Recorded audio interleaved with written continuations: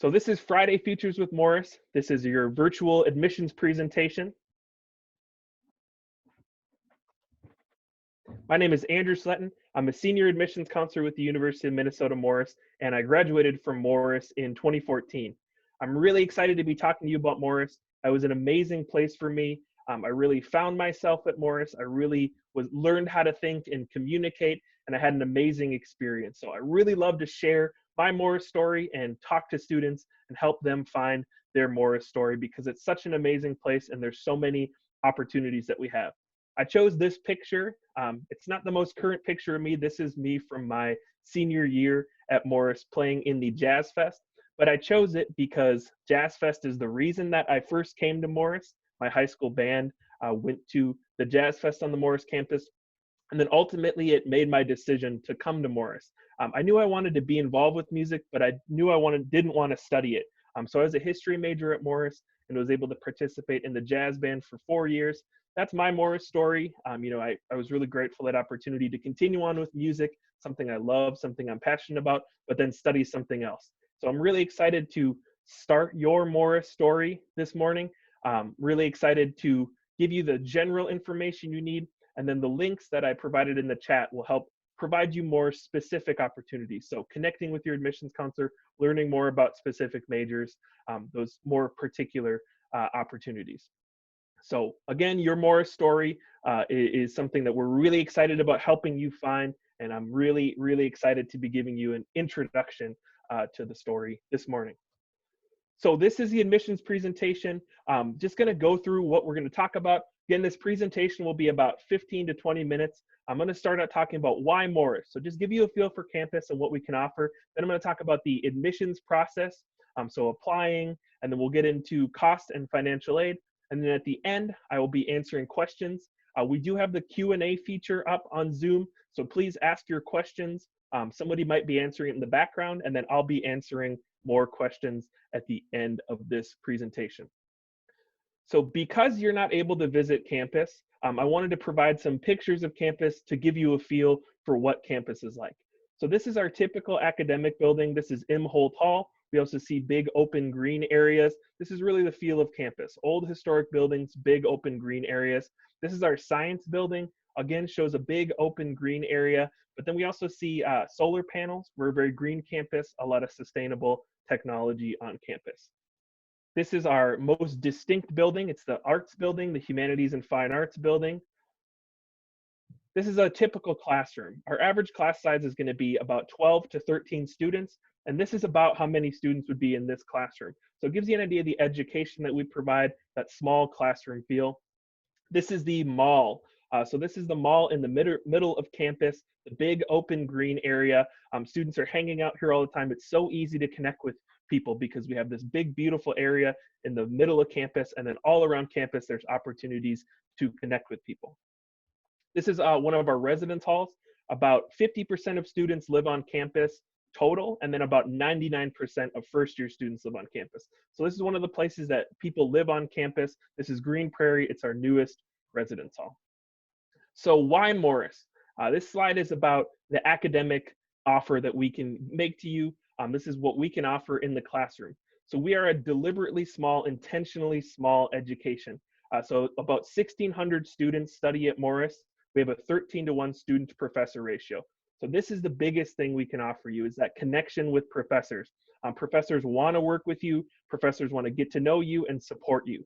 So we really can provide a really high level of opportunity because we're a University of Minnesota campus. We can also provide a really high level of support for students. We have all sorts of ways to support students on campus, whether it's academically or financially in terms of counseling. There's so much support we can offer because we're such a small campus. So it really truly is a student-sized campus, but then we're a University of Minnesota campus. So really unique to have such a small, intimate education with the resources of a much larger university system. So the big ways that comes up are study abroad and research opportunities. So we can offer a lot of those opportunities that some small schools can't offer, but we can because we're a University of Minnesota campus. You also enter the Alumni Network of the University of Minnesota, so connections all over the state, all over the country, all over the world with other University of Minnesota alumni, and then it's a University of Minnesota degree. So obviously very well known in the state of Minnesota, but well known nationally and internationally as well. And then the last kind of piece of why Morris is that we're a liberal arts college.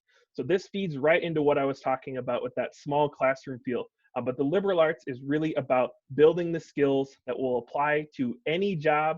And this is especially relevant because the world is changing so rapidly. So our small classroom, we saw that picture with something like 12 to 13 students. Our average classroom is going to build the discussion skills, the critical thinking skills, and the communication skills that you need to bring into a wide variety of jobs, and also jobs that don't exist yet because the world is changing so quickly. And then the other piece of that is that you study across the majors. You end up studying not just within your major, so it's really helpful. You have time to figure out what you want to major in, so you can take a class, meet a professor, actually hear about careers and hear about what the major is like before committing to it.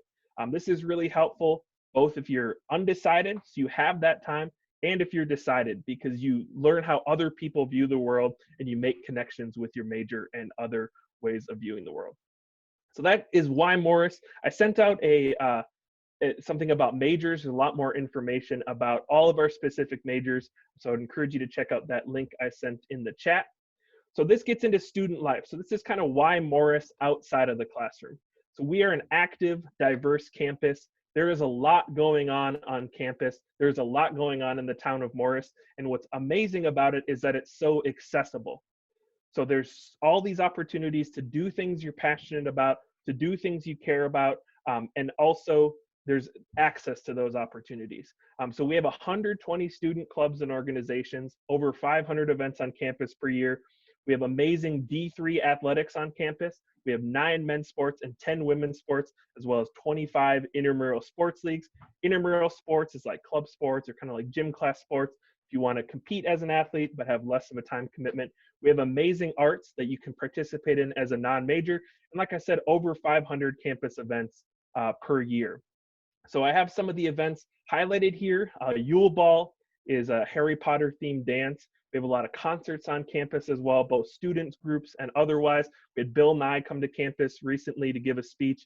We had Flogging Molly, the band, perform on campus. So always something to do on campus. I have another one of our awesome cultural events highlighted, the campus powwow.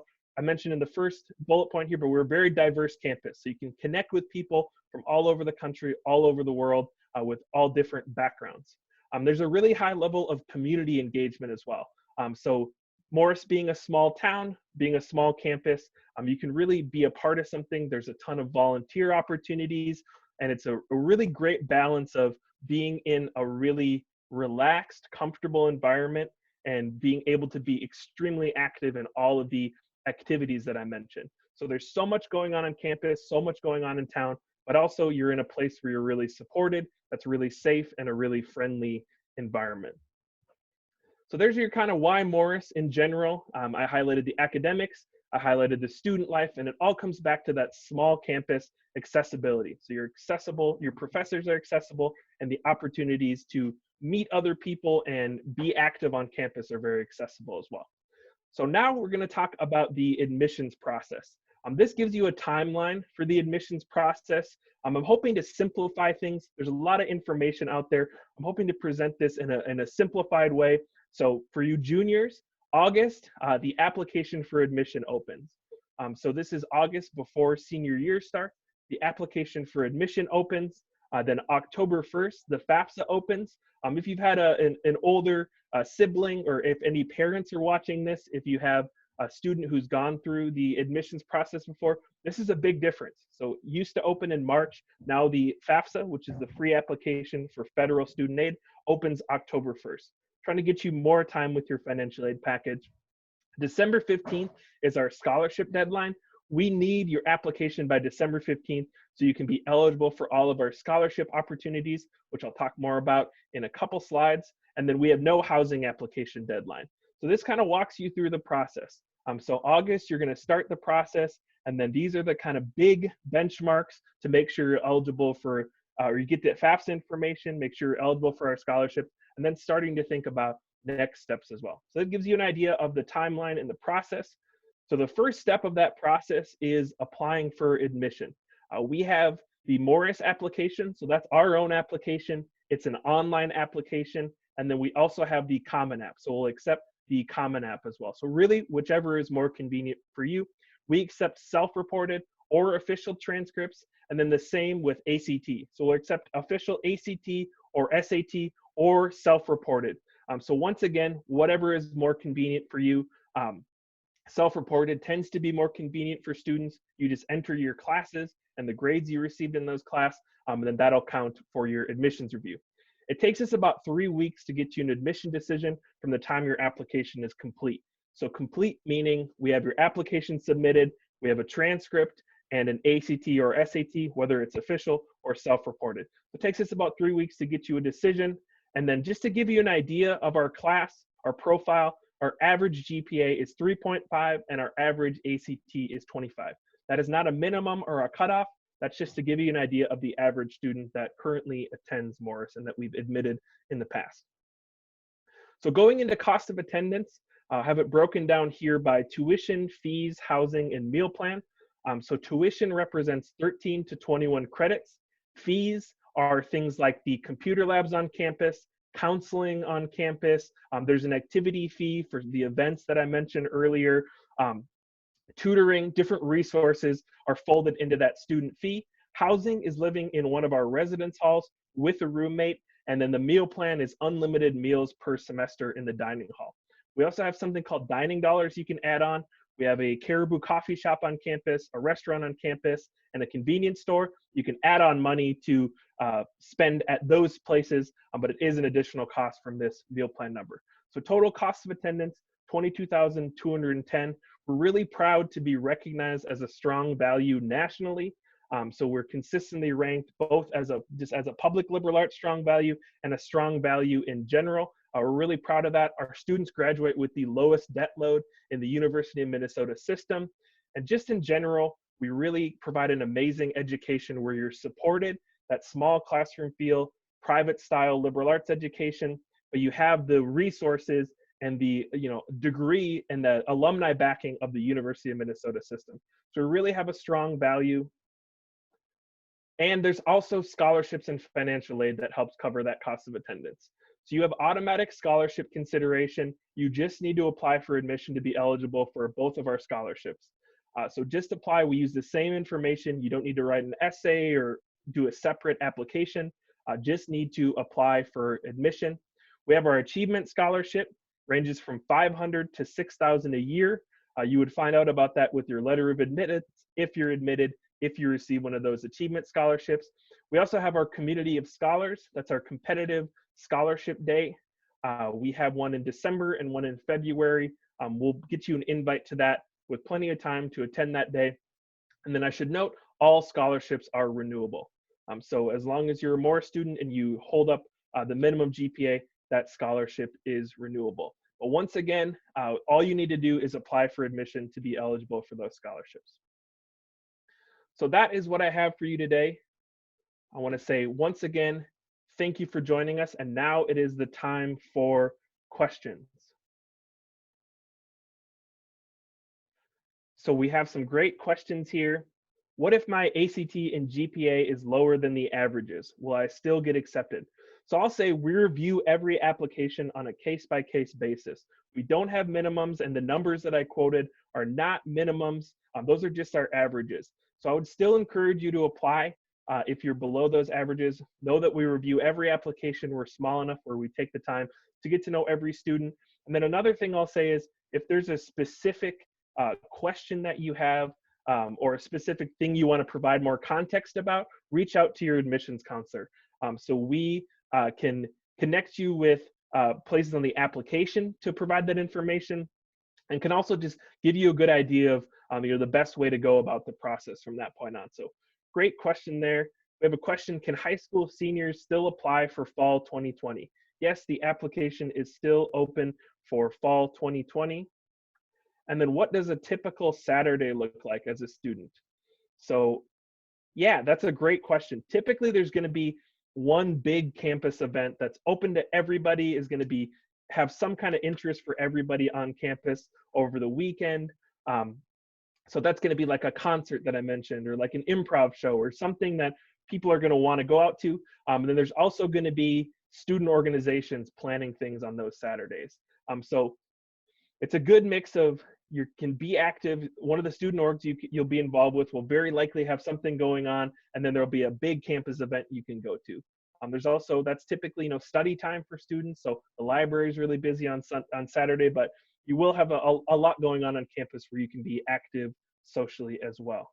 I'm going to scroll down. What is there to do in the town of Morris? Awesome question. So Morris is a small town. This is a question we get all the time. There is a lot to do in Morris, both on the side of things to do for fun and volunteering. So let's go volunteering first. There's a ton of nonprofit organizations in Morris. There's a really high level of community engagement in the town of Morris. So students are really connected in town. You can really make a difference, be a part of something. But then for fun, there's a lot going on. We have a really awesome locally owned bowling alley that's on the edge of town. There's a really awesome cooperatively run movie theater. There's some amazing student-friendly restaurants. There's a great locally owned local coffee shop in downtown. And then just in general, some really awesome student-friendly businesses in the town of Morris as well. So truly is a college town. You're going to have things to do on campus, but then there are things going on in the town as well. Let me look if we have other questions. Okay, one question about AP and IB. So we do have a table for that. So reach out to your admissions counselor. We can get you that table that lists all of the courses. But in general, there's a minimum score for each of those courses. And then also there's some equivalents, so what it will come in as, and then what liberal arts requirement. So I mentioned earlier, you take classes outside of your major. Typically, it will count for one of those requirements. Let me see one more question here. So what is the tuition waiver for Native students, and what makes someone eligible? So the tuition waiver is open for students who are either a member of a federally recognized tribe or the direct descendant of a member of a federally recognized tribe. So if you fall into one of those categories, it waives the cost of tuition for as long as you're a Morris student, if you're admitted to the University of Minnesota Morris. So awesome. The last question looks to be our most popular majors. So the most popular majors in terms of size of the major are biology, psychology, English is a large major, computer science, and then a double major of economics and management.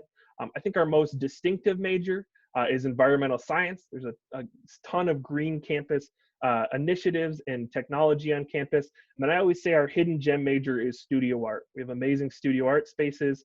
You work with professors who are working artists. So that gives you an idea of what students are studying, and then also what you'll be studying with your liberal arts education.